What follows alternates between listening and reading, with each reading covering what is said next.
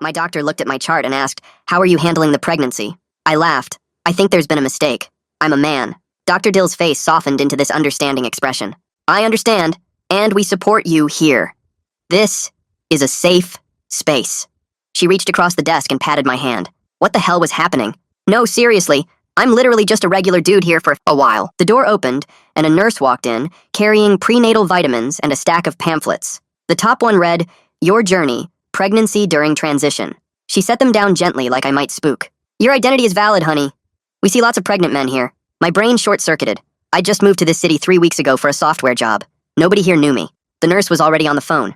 "Yes, we need approval for pregnancy care for a transgender male." "Already approved? Perfect." She hung up and smiled at me. "Your insurance already approved everything. You're so lucky to have good coverage. Listen, there's been a mix-up.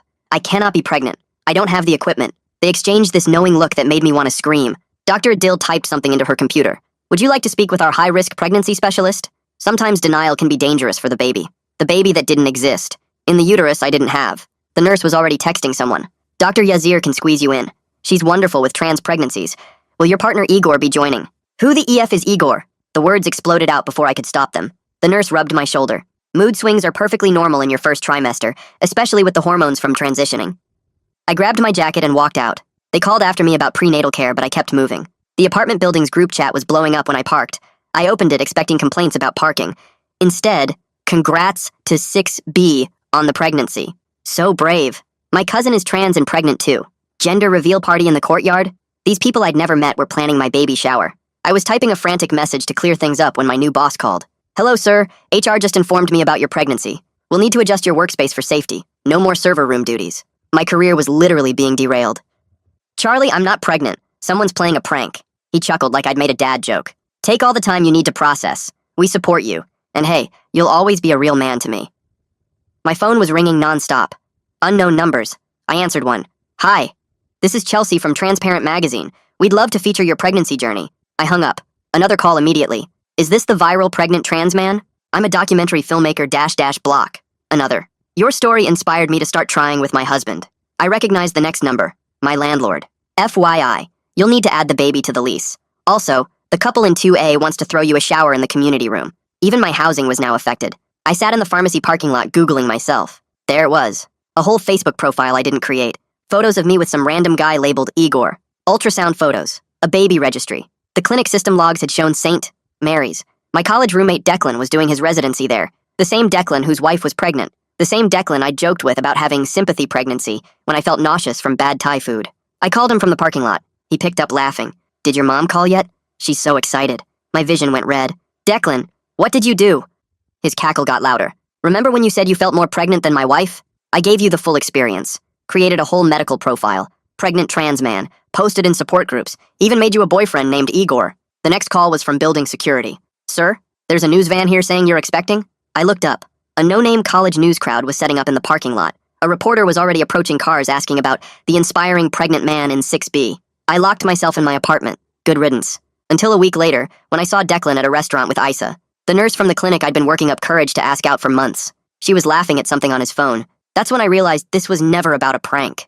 I stood frozen outside the restaurant window, my feet stuck to the sidewalk like they'd been glued there, watching Isa throw her head back laughing at whatever Declan just showed her on his phone. My hand started shaking when I saw him lean closer to point at something on the screen, his other hand casually touching her shoulder. And that's when it hit me like a punch to the gut that this whole nightmare wasn't just about humiliating me, it was about removing me as competition. I backed away from the window before they could spot me and started walking home in a daze, my legs moving on autopilot while my brain raced through every interaction since I'd mentioned wanting to ask Isa out 3 weeks ago. Declan had seemed so supportive when I told him about her, even offered to put in a good word since he worked at the same hospital system, said he'd mentioned what a great guy I was, and now I understood why he'd been so eager to help. My apartment door slammed harder than I meant it to when I got back, and I immediately pulled out my laptop and started documenting everything, creating folders for the fake profiles, screenshots of the clinic visit confirmation, the insurance approval emails, every single piece of evidence I could find. I opened a spreadsheet and built a timeline showing exactly when each thing happened, marking the date I'd told Declan about Isa and how his prank mysteriously started just 2 days later. The correlation too perfect to be coincidence. Monday morning came, and I called the clinic the second they opened, demanding they correct my records immediately. The receptionist put me on hold for 10 minutes, then transferred me to billing who said they couldn't help, then to medical records who transferred me to patient advocacy. And finally, someone explained I'd need to come in person with legal documentation proving I wasn't pregnant, like somehow the burden was on me to prove I didn't have a uterus. My next call was to a lawyer who specialized in identity theft and medical fraud, someone I found through my company's legal referral service. She listened to my whole story without interrupting, taking notes I could hear her typing, then said we definitely had a strong case. But warned me the medical system moved like molasses when it came to correcting errors, even obvious ones like a biological male being listed as pregnant. I hung up feeling both validated and frustrated, then went straight to the FTC website to file an identity theft report online. The form took forever to fill out, asking for dates and details and documentation. And when it got to the part asking if I knew who did this, I typed Declan's full name with satisfaction, knowing there would finally be consequences for what he'd done to my life. Tuesday morning, Charlie called me into his office to discuss what he called my transition back to full duties post-pregnancy, which made me want to scream. I showed him the FTC report with the case number, explained the whole situation from the beginning, pointed out the timeline showing it was fraud. But he just nodded sympathetically and said HR still needed official medical clearance before I could return to the server room, company policy about pregnancy and hazardous environments. That evening I was heating up leftover Chinese food when someone knocked on my door, and I opened it to find a woman from 6C introducing herself as Monica. She said she moderated the building chat and wanted to check in about the baby shower planning, suggesting maybe we should pause everything until I was ready, clearly trying to be supportive of what she thought was my journey through pregnancy and transition. I tried explaining it was all fake, but she just patted my arm and said denial was normal. She'd be there when I was ready to talk. Wednesday, my phone wouldn't stop buzzing with media requests. Every notification, another podcast or documentary or article about trans pregnancy wanting to feature my story.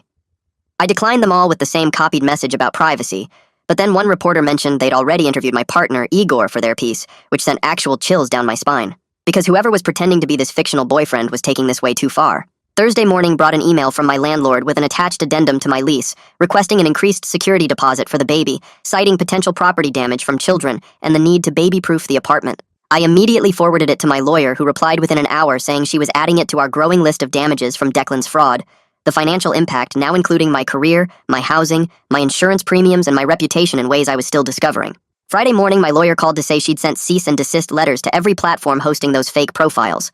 She'd included the FTC case number in bold at the top of each letter and threatened immediate legal action if they didn't remove everything within 72 hours. The letter to Transparent Magazine went certified mail with a return receipt requested.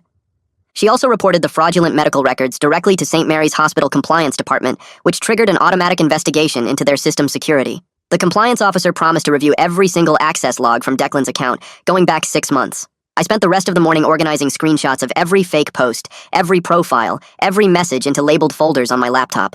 My coworker, Bradley, knocked on my cubicle wall around lunch and showed me his phone screen where the company Slack had a whole congratulations thread about my pregnancy. He closed his office door and sat down across from me without saying anything for a minute. Then he explained he'd dealt with identity issues at his last job when someone used his credentials for insider trading. He knew exactly how frustrating it was when nobody believed you were the victim. He offered to help me draft communications to HR that would get their attention without making me sound crazy.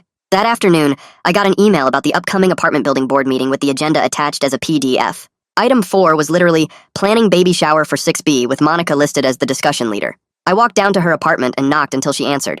She tried to table the discussion when I explained again that I wasn't pregnant, but I could see the confusion in her eyes. She probably thought I was in denial or scared about becoming a parent. The mail arrived while I was walking back upstairs, including a thick packet from my insurance company filled with prenatal care brochures and coverage details. The cover letter explained my benefits for ultrasounds, genetic testing, delivery costs, and postpartum care.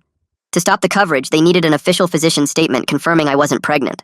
But when I called the clinic, they insisted I needed to attend an in-person counseling session before they'd provide any documentation.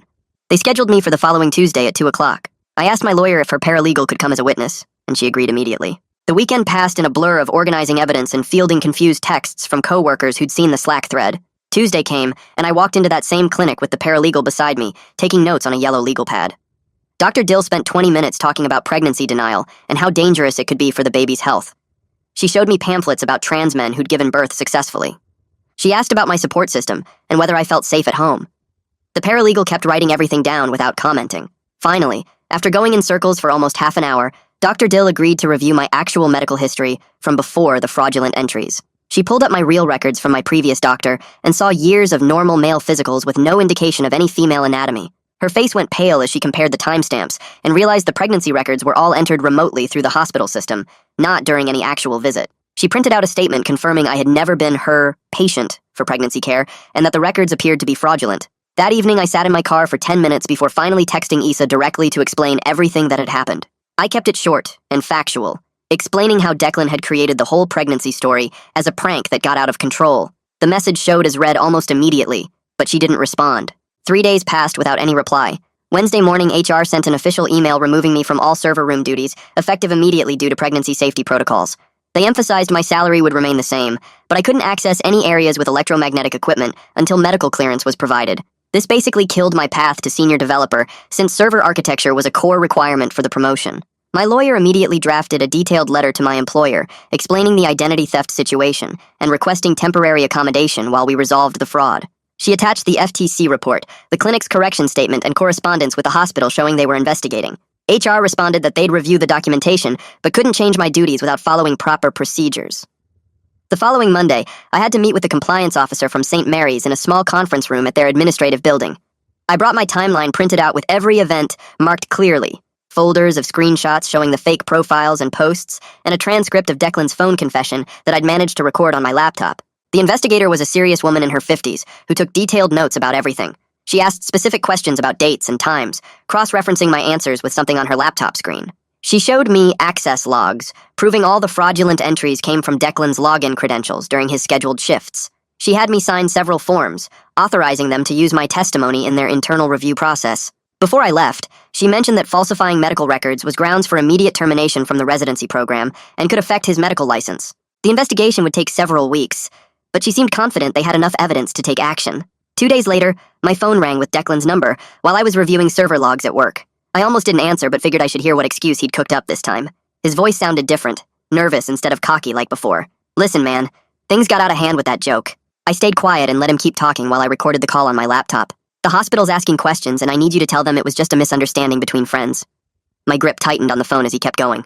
Nobody needs to lose their career over a prank that went too far. The word prank made my blood boil, but I kept my voice steady. You created fake medical records, told my boss I was pregnant, and destroyed my reputation. He tried to interrupt, but I kept going. This isn't a prank anymore. It's fraud that damaged my career and my life. His tone shifted to defensive immediately. Come on, you know how hard residency is, and this could ruin everything I've worked for. I couldn't believe he was playing victim after what he'd done to me. Maybe you should have thought about that before committing medical fraud. He started talking faster, more desperate now. Look, Issa doesn't need to know about our drama. This is between us. That's when I hung up on him. My hands were shaking as I saved the recording and forwarded it to my lawyer immediately. Bradley knocked on my cubicle wall 10 minutes later, holding his tablet with a confused look on his face. Dude, you need to see this article from the hospital's newsletter. He turned the screen toward me and there it was, a whole feature about St. Mary's innovative trans pregnancy program. They'd used my fake case as their main example, without using my name, but with enough details that anyone could figure it out. The article talked about their groundbreaking support for pregnant trans men and how they were leading the region in inclusive care. They'd violated medical privacy laws even with fake records by publishing specific details about my supposed pregnancy. Bradley sat down hard in the spare chair looking stunned. They can't just publish your medical info like this, even if it's fake. I immediately screenshotted everything and sent it to my lawyer who called me within 5 minutes. She said this added a whole new legal dimension to the case since they'd used fraudulent records for publicity. That's when everything clicked together in my head about what Declan had really been doing. He didn't just want to date Issa. He wanted to be her hero while she dealt with me.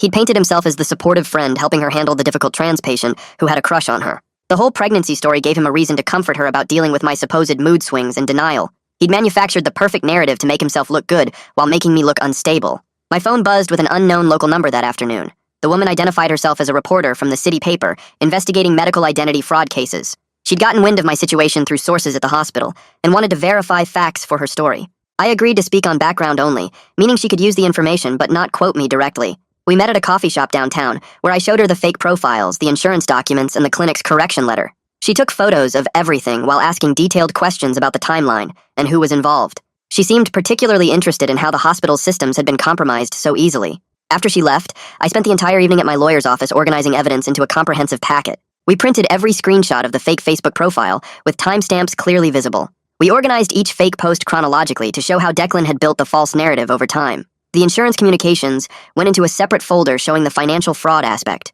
My lawyer created a timeline document marking every single event from the first clinic visit to the current date. We included the recorded phone calls, the text messages, and every email related to the case. She bound it all into a professional presentation that made the pattern of deception undeniable. The compliance interview I'd already done at St. Mary's had been thorough, but now they called me back for follow-up questions. The investigator seemed even more serious this time, as she showed me their preliminary findings. She had printouts of system logs showing every fraudulent entry traced back to Declan's login credentials. Each false record had been created from his assigned workstation during his scheduled shifts at the hospital. She showed me security footage placing him at that exact computer during the times the records were created.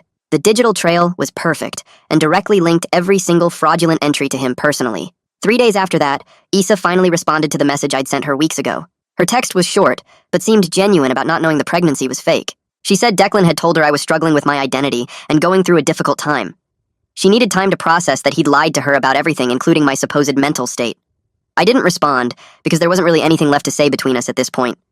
The hospital's IT audit came back the next week with devastating findings for their security protocols. Every fake record had been created using Declan's unique login from his assigned computer terminal. The audit showed he'd accessed my records 17 times over 3 weeks to add false information. They found he'd even downloaded template forms for trans pregnancy care to make the records look authentic. St. Mary's legal department contacted my lawyer 2 days later with a settlement proposal. They wanted to avoid any publicity about their security failures and offered compensation with a non-disclosure agreement. My lawyer reviewed it carefully and pointed out they were trying to bury the whole incident. The NDA would prevent me from discussing how their systems had been compromised or how the fraud had occurred. We both knew they were more worried about their reputation than making things right with me. My lawyer drafted a counteroffer the next morning, demanding specific things from the hospital. She typed up 3 pages listing corrective letters they needed to send to my employer and insurance company. The NDA they wanted would only cover the dollar amount, not the actual facts about what happened. She sent it over while I sat in her office watching her work through each point. The hospital's lawyers called back within 2 hours trying to negotiate, but she held firm on every demand. They finally agreed to send formal corrections to everyone affected, plus implement new verification protocols for patient records. Charlie called me into his office that afternoon after getting the lawyer's letter explaining everything. He looked really uncomfortable sitting there reading through the documentation about the fraud. He agreed to stop any career changes until the whole mess got sorted out and seemed embarrassed about how HR had handled things.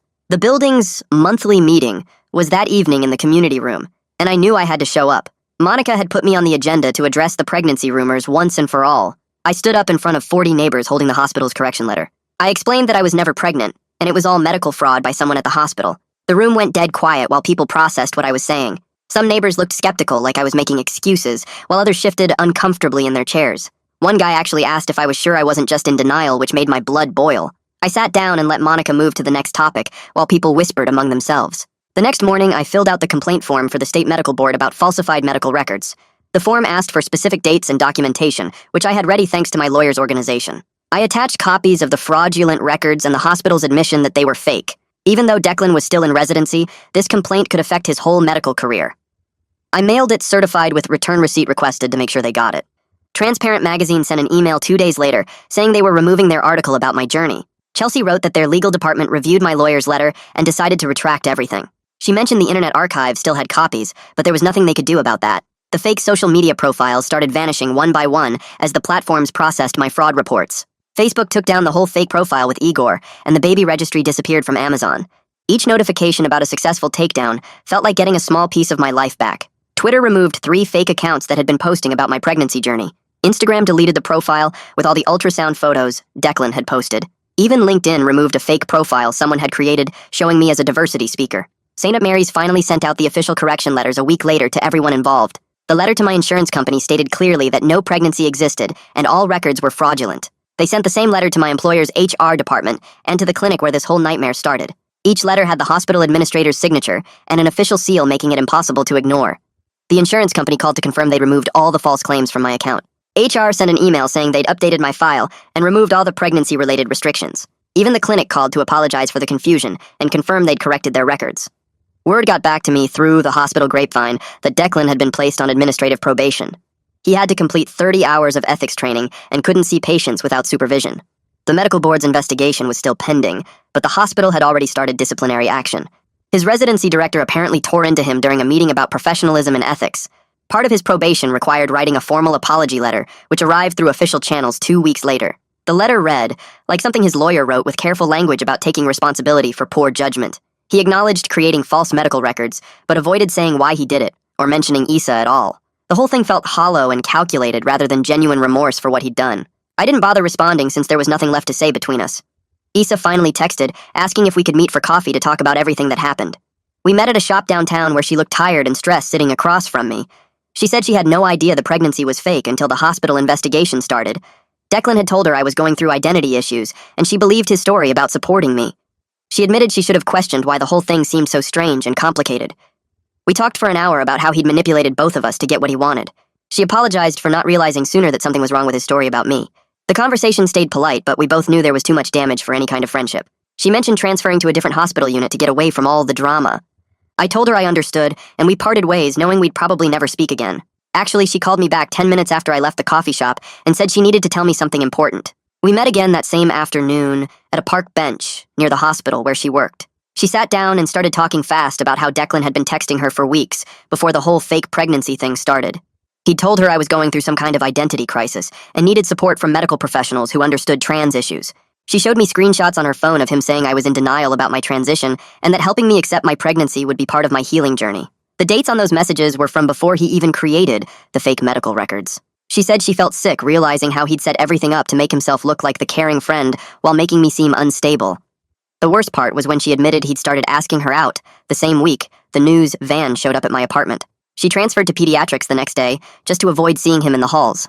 HR called me that Tuesday with news that made my hands shake with relief.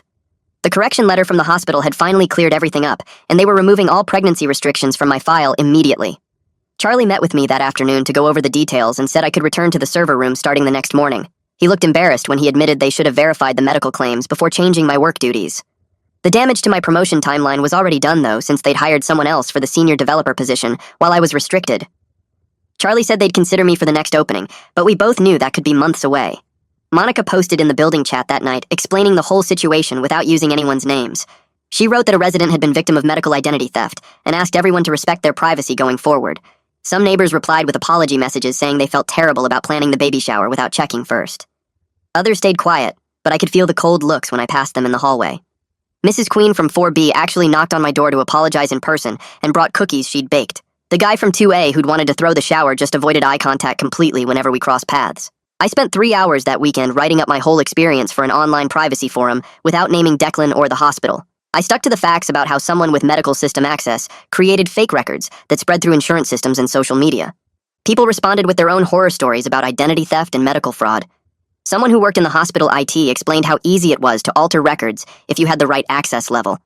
My post got thousands of views and helped start a discussion about verification protocols. The lawyer called Thursday morning saying the hospital had accepted our settlement terms. They'd pay me $15,000 for the damages and implement new verification requirements for updating patient records. The best part was no gag order, so I could still talk about what happened as long as I didn't name specific people. They also agreed to send formal apology letters to my employer and insurance company, taking full responsibility for the security breach. The new protocols they promised included requiring two-factor authentication for any gender or pregnancy status changes in patient files. Bradley helped me put together a lunch presentation at work about protecting your medical privacy and spotting identity theft. My coworkers sat there with their mouths open when I explained how someone created an entire fake pregnancy with just computer access. One guy asked how I discovered it was Declan, and I explained about recognizing the hospital connection from the clinic records. People started checking their own medical portals right there during lunch to make sure nothing weird showed up. Bradley added tips about freezing your medical records like you would credit reports. Someone from accounting mentioned they'd had their prescription history stolen once and hadn't known you could request verification alerts. A nurse friend who still worked at the hospital texted me that Declan was pulled from all patient rotations and stuck doing only research and paperwork. She said he had to complete 60 hours of remediation training and couldn't graduate from residency on time anymore. The medical board investigation was still ongoing, but everyone knew his career was basically ruined. She also mentioned Issa had requested a transfer to the children's hospital across town and seemed much happier there. His wife had filed for divorce after finding out about everything through the hospital investigation. I thought about leaving the city and starting fresh somewhere else, but decided that was letting him win. My apartment was nice, my job was solid even without the promotion, and I'd started making actual friends through the whole mess. Monica and I grabbed drinks sometimes, and Bradley became my gym buddy. I even started going on dates again through a dating app, though I was way more careful about sharing personal info. One woman I went out with actually thought the whole story was hilarious and wanted to hear every detail. 3 months after the clinic visit that started everything, I walked past that building on my way to lunch. My phone stayed quiet, no reporters called, no fake emergency existed anymore. The whole thing felt like some weird dream, except for the settlement check I'd deposited and the stack of correction letters in my filing cabinet. I'd learned to verify everything medical twice and set up alerts on all my accounts. The clinic had even sent an apology letter after their own investigation found their staff should have verified the suspicious records. Mom called that weekend after I'd finally sent her copies of all the official correction letters from the hospital. She went from confused to furious in about 30 seconds once she understood what Declan had done. She remembered him from college and couldn't believe he'd violated medical ethics like that just to steal a girl. She wanted to call his mother and give her a piece of her mind, but I talked her out of it. She said she was proud of how I'd handled everything through proper legal channels, instead of just punching him in the face like she would have. 2 weeks later, the letter from the state medical board arrived in a thick envelope that I opened while standing in my kitchen. The formal reprimand against Declan took up 3 pages of legal language that basically said he'd broken every ethics rule about patient privacy and record keeping. His license stayed active, but this black mark would follow him forever, since any hospital checking his background would see the violation right there in the system.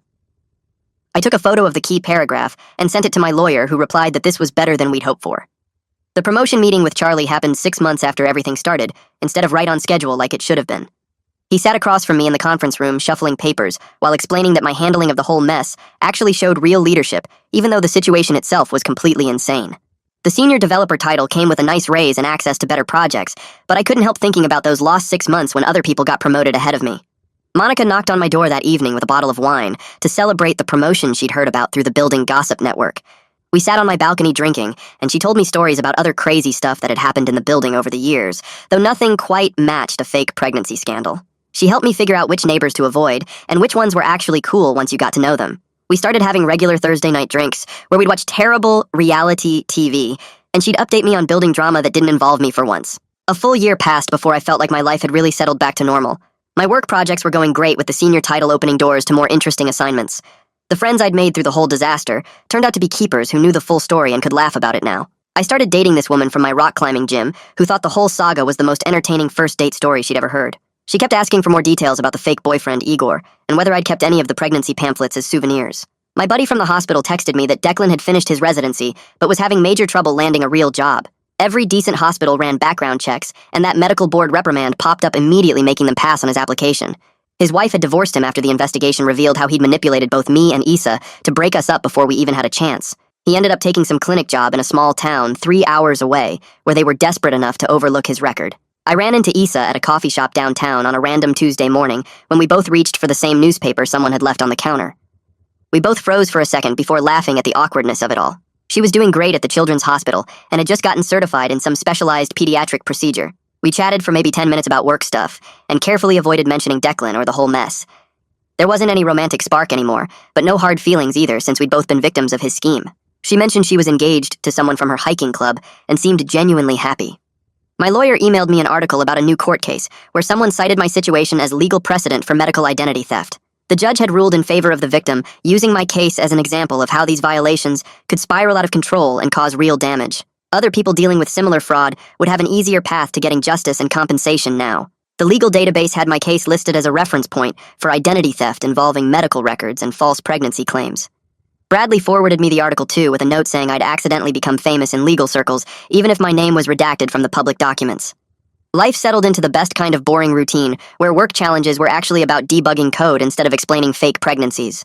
Neighbors waved hello in the hallway without whispering behind my back or trying to plan surprise showers. My dating profile just said software developer, with no need to explain any dramatic backstory about medical fraud or false pregnancy claims. The server room at work was my domain again, where I could focus on actual technical problems. New people joined the company who had no idea about my weird history and just saw me as the senior dev who knew the systems inside and out. Even the building group chat had moved on to complaining about the new recycling rules instead of discussing my non-existent baby. Mom called less frequently now that she wasn't worried about me dealing with legal battles and just wanted normal updates about work and dating. The whole experience felt like something that happened to someone else, even though I still had the legal documents filed away as proof it was all real. Well, friends, this really has been a journey, and I appreciate you sticking with me through all my questions and wonderings. Can't wait to do it again. If you made it to the end, drop a comment. I love reading all your comments.